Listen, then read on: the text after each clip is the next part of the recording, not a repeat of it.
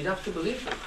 There's no way you could scientifically jig it up again and run the battle and say, no, he always wins.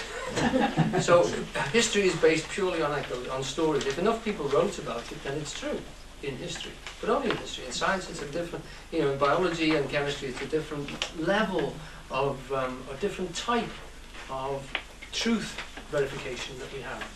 Subjects are all different.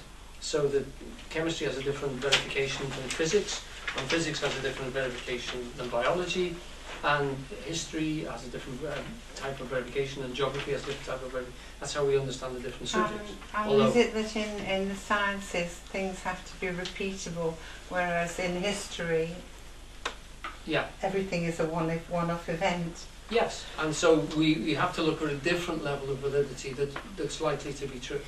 All the time we're trying to find correspondences with what's actually going on in the world out there.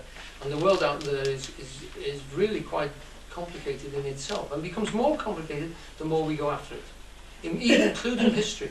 There's information still coming out about things which we thought we knew. So if, they found things about Stonehenge this past week, which is fascinating. Because, of course, they hadn't dug in all the places. The more they dig, the more they find. And it becomes more and more complicated. Even the subject which you think must be pretty fixed because they built the damn thing 3,000 years ago. What more can we find out about it? Well, But they're often the things that you know least about. Yeah. So whatever, exactly. So this is what you're talking about all the time is where is the next breaking information going to come through?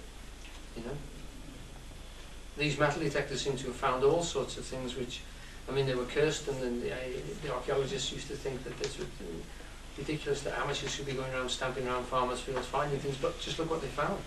In the past 20 years, the things that they found about Anglo-Saxon civilization, because nobody bothered to look in the farmers' fields. We dug up in places where we knew, if you like, things were supposed to have happened. And right, now this is something which I was fascinated by when I first read it at the age of 15, and it was, as I say, this is the science which is shaky, but just look at what he talks about. And he's drawing a direct parallel between consciousness, which he says has evolved rapidly in the last 2,000, 3,000 years, to the sense of colour. Where are you? We are on the second sheet, page 2, sorry. And we've just read the language one, and we're going to read the next one, which hasn't got a number, which would be 7. It's page number 2. Thank you. Much more modern than the birth of intellect was that of the colour sense. We have the authority of Marx Müller for the statement. It is well known that the distinction of colour is of late date, that Xenophanes knew of 3 colours of the rainbow only: purple, red and yellow. No, that's red and yellow. That's red. my typing, excuse me. I just wondered whether it was some technical term. Red and, okay, the colours of the rainbow only: purple, red and yellow, that even Aristotle spoke of the tricoloured rainbow, and that Democritus knew of no more than 4 colours: black, white, red and yellow. And Müller finds no Sanskrit root for those meanings, whose meanings has any reference to colour. Right, so the root language we've just been talking about has no references to colour in it at all. So what that's suggesting is that 5,000 years ago, when that language was current, there was no usage of the word colour, of words for colour. Sorry, carry on. That is to say, the primitive Aryan, not more than 15 to 20,000 years ago, did not distinguish any difference in tint between the blue sky, the green trees and grass, the brown or grey earth, and the golden and purple clouds of sunrise and sunset. Right. That concept I found amazing. And the evidence, of course, is anecdotal in the sense that it's what we haven't got. There are no references to it in the old poems, in the old stories that are written. And it gets even deeper. I think that's very good, actually, because trees aren't necessarily green and grass isn't necessarily green.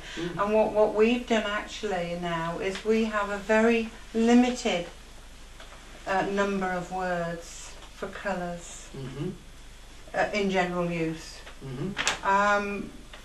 And if you don't have any words for colours, then every time you look, the sky is a different colour. Yeah. So how can you say the sky is blue when it ain't necessarily so? But isn't it fascinating that these languages don't seem to have any words for any of them? So that they couldn't distinguish. I wouldn't be able to say to you, it's a bit grey today. No. Or but maybe that's why. It's a bit because bluer when than it's it was grey, yesterday. ain't Or really just grey, look is at that it? wonderful orange sunset.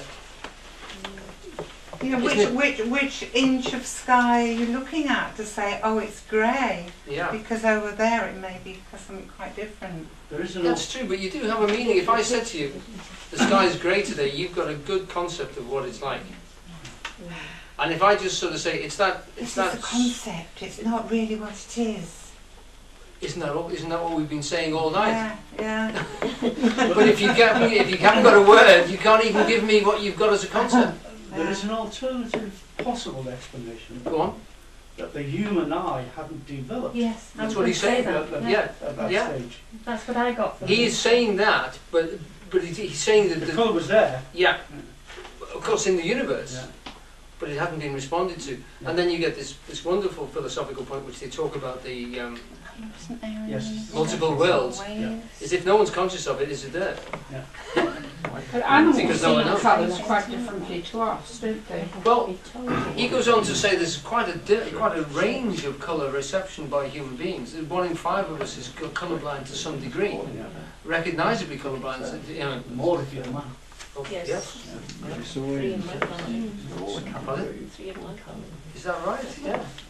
And I mean, we're talking about quite subtle ones, but there are a lot of people who suffer from big and don't see any colours at all. Now, what Bucke is saying is that therefore for these people, they were not conscious of them. This is a development thing. He's saying this is an evolutionary process. People are becoming more colour sensitive. He's going to go on to say, we didn't have a musical sense as well, because there's no reference to musical sense in the language either. And no references to fragrances.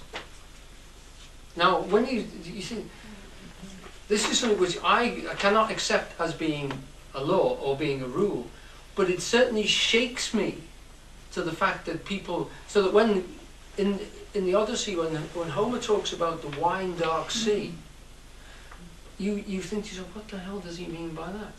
The wine dark sea. There's no wines which are deep blue. And I mean, in Greece, the sea is deep blue. It isn't red in any sense. It's not. You can see it wine dark. You can? I believe you can see Right. it wine dark. Yes, I've seen it. Well, I find that concept disturbing. Disturbing in the sense that I don't understand exactly, and he does refer to it many times. It's a repeated motif to the thing, like the rosy-fingered dawn. It's exactly the same sort of thing again, but then Bucke goes on and says that, as we'll see. Let's press on, because he gives a few more details to this. Would anyone like to take it a stage further? Please, Pam. In the Rig Veda, there are hundreds of descriptions of the sky and no mention of a colour. In the Zend of Esther, the heavens are meticulously described and the colours not mentioned. In the Bible, the sky and heaven are mentioned more than 430 times, and, as in Greece and Asia Minor, this intensely blue contrasting sky is never mentioned. According to this law, the energy, the power of exciting vision of the red rays is several thousand times as great as the energy of the violet, and there is a regular and steady decrease of energy as we pass down the spectrum from red to violet. Exactly what ancient literature and etymology tell us takes place. Yes, because the first colour they start to mention are red and black, and then they start to notice yellow, and it comes through down through the intensity that he's describing. Now, I haven't